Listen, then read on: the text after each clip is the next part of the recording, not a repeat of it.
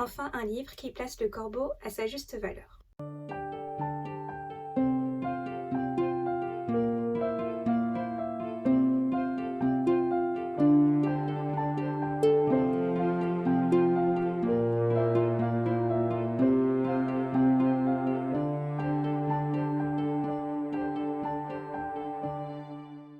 Bonjour amis des livres, c'est la chaîne du Cactus qui lit.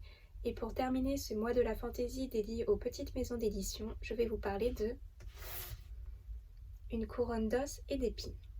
Une couronne d'os et d'épines est un roman de fantaisie écrit par l'auteure française Émilie Norsken. Le livre a été publié chez la maison d'édition Les Trois Nornes en 2021. Pour parler un peu de la maison d'édition, Les Trois Nornes est une maison d'édition dédiée au genre de l'imaginaire avec des récits destinés pour un public adulte. Cette maison d'édition a été fondée en 2020 par Lorraine de la chaîne YouTube Les mots de l'imaginaire. Avec sa maison d'édition, elle est engagée à produire les livres en France avec des imprimeries éco-responsables et elle travaille en lien avec des librairies, notamment indépendantes. Elle déteste Amazon, donc ne pensez pas retrouver ses livres sur cette plateforme en ligne. À présent, pour revenir à l'histoire de ce livre, nous allons y suivre Nella, une jeune fille de 11 ans, qui va subir son rite de passage à l'âge adulte.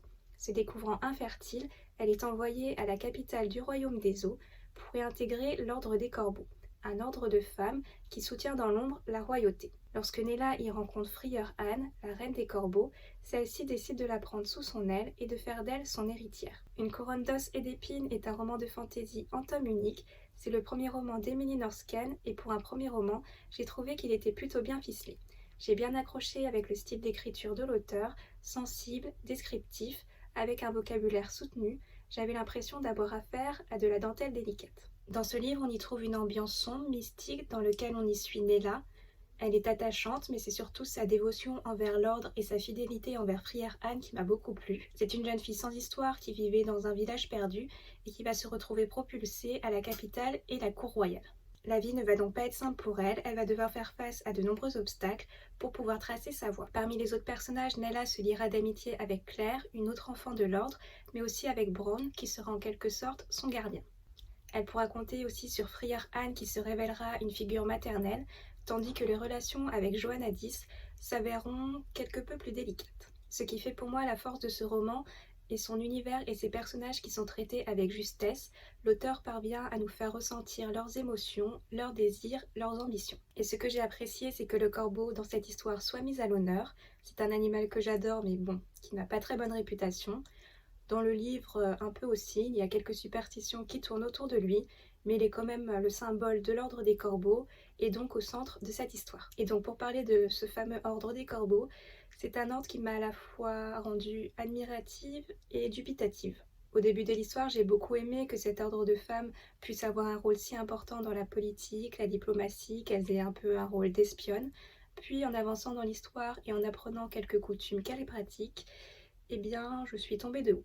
Mais bon, j'en reparlerai dans les points négatifs. Une couronne d'os et d'épines aborde pas mal de thèmes, notamment la place de la femme dans la société, la maternité, ou encore la non-binarité, la diversité, un monde de fantaisie qui change avec les classiques du genre. Au niveau du world building, j'ai trouvé qu'il était bien recherché, que l'auteur avait su créer un tout cohérent. Au cours de notre voyage, on rencontre différents peuples, différents pays, certains esquissés, certains plus approfondis, mais en tout cas chacun se démarque par leurs coutumes, leur habitat, leur religion. La mythologie est aussi bien poussée, j'ai bien aimé tous les petits contes qui ponctuaient l'histoire tout du long et qui nous présentent les divinités, leurs relations, leur parcours, comment a été créé le monde. Maintenant passons aux points qui m'ont un peu moins plu. Malgré la longueur du livre, j'ai trouvé que certains passages étaient assez rapides, j'aurais aimé en savoir un peu plus. Bon, à ce qui paraît, à la base, le livre était prévu en 2 tomes qui a été fusionné en un seul, donc je comprends aussi qu'il a fallu élaguer pas mal. Ensuite, la maison d'édition nous présente ce livre comme étant un récit inspiré par l'Assassin royal et Kuchiel. Bon, je n'ai pas lu Kuchiel, donc je ne pourrais pas juger, mais en tout cas par rapport à l'Assassin royal, je n'ai pas trouvé que ça se ressemblait. J'ai envie de dire, vu mon avis dessus, heureusement. Je n'ai pas eu toutes les longueurs que j'avais dans l'Assassin royal. Non, là j'ai été happée par l'histoire. Mais par contre, j'ai trouvé qu'il y avait une forte inspiration de Game of Thrones. Alors en version plus resserrée, vu qu'on suit qu'un seul personnage, mais en tout cas, la deuxième moitié du livre, le parcours de Nella m'a grandement fait penser à celui de Daenerys. Et c'est surtout Joannadis qui m'a fait la forte impression de me retrouver face à Cersei. À chaque fois qu'elle apparaissait, j'avais l'image de l'actrice en tête et je n'ai pas réussi à m'en défaire. Que ce soit par son physique, son parcours ou encore son comportement, j'avais l'impression d'un copier-coller. Donc bon, c'est un peu dommage.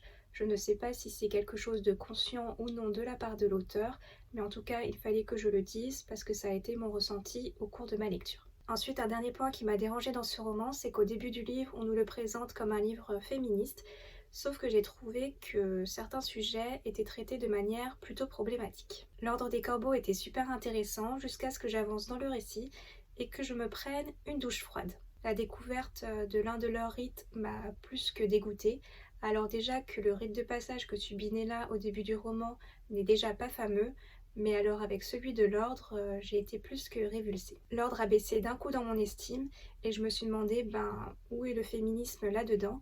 Au final, on en revient au traditionnel femme égale corps. Le seul pouvoir ou influence que peut espérer avoir une femme, c'est grâce à son corps. Donc bon, ça m'a gonflé. Et c'est bien dommage parce que, mis à part ça, j'avais beaucoup aimé tout le reste. Pour conclure, j'ai trouvé qu'Une couronne d'os et d'épines était un bon premier roman. J'ai été prise par l'histoire, l'univers y est dense, sombre, une histoire qui mêle émotion, intrigue et complot.